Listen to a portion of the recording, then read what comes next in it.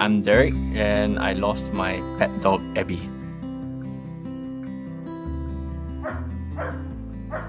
Having a pet is like having an extension of yourself. It's also like having an additional family member which you care for, you look after, and likewise they also look after you. I used to have a lot of animals before, but I never had a dog for some time already. That particular day, I just decided suddenly on the spur of the moment to go down to SPCA. One of the volunteers who mentioned to me, oh, we have a female Doberman, would you like to take a look? In Singapore, I think Dobermans are not very common. So when I saw Abbey and we connected in a way, and I thought, hey, she's pretty calm, and since I'm looking, I might as well like take her. And next thing you know, I was walking her to my car and she gets into the seat, and I'm like, okay, I got a dog in my car right now. So yeah. When I left my house that day, I did not even think I was going to go to an animal shelter or SPCA that day, much less that I was going to come back with a dog and a Doberman for that matter. My relationship with Abbey wasn't just like master and dog, it was like a best friend. There was that connection and that bond whenever we had to go out and do things. I was a big fan of the Beatles, so I decided let's just call her Abbey because to me that's where dreams are made, right? I would just play music once in a while and she'll be down there. She was my audience.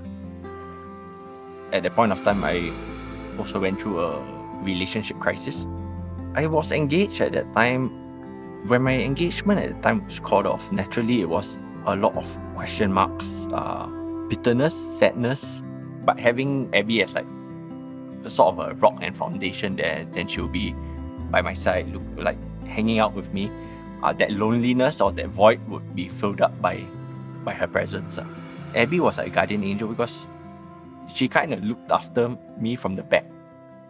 She couldn't talk, she couldn't advise, she could only be there, you know.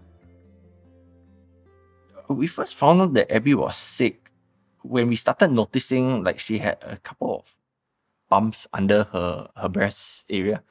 We didn't think that much. We thought it was a fatty deposit and it was getting a bit bigger. Then we decided, okay, let's bring her, get it checked at the vet. And the vet did a biopsy and came back and said, oh, she has cancer.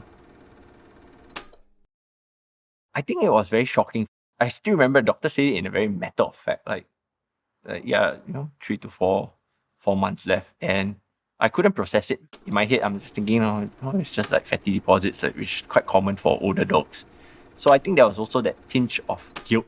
Like, could I have stopped this and like seen the vet earlier or so? I guess I couldn't process that she'll be gone and it's like a death sentence.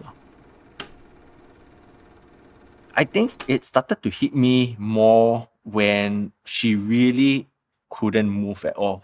It's like really looking after like a family member. We had to clean her stool, flip her over, and because she can't tell us whether she's in pain or she's not hungry, so it was hard because you have absolutely no clue what's going on in the dog's mind. On the night that she passed, I was asked to join my colleagues for a drink. And I normally don't go out after work, especially when my dog is there. But that night, I thought, okay, I'll go for just one drink, right? And I had one drink, and then I decided, surprisingly, never mind, I'll just stay for one more. After that one more, I went home straight away, and then that was when I found Abbey dead already. It was another bout of regret, like I shouldn't have had that one more drink. If I had come home straight away after work that day, I would have probably accompanied her all the way. Poor Abbey died facing the door, her eyes wide open, everything. When I come home, she's like, all the liquids are all coming out already. It hit me really hard. The feeling is shit. It's absolutely shit.